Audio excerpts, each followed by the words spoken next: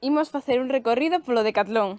Non, é broma. Imos medir a taxa de fixación do carbono. Ole!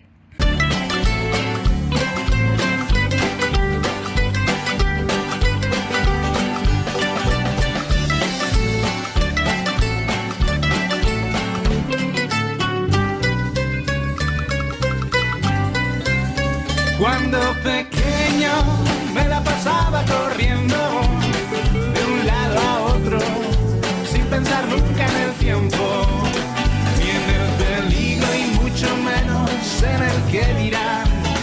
Era mi mente como una tierra fresca, donde las ideas vendían su fruto, donde imaginar no tenía barreras.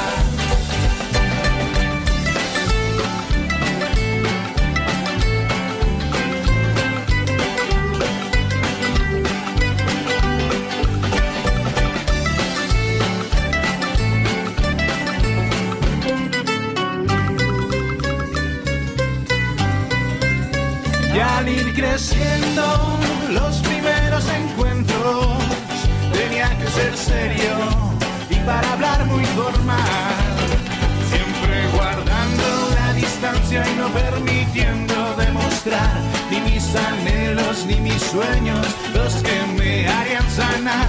Era preciso, indispensable parecer real, por eso ahora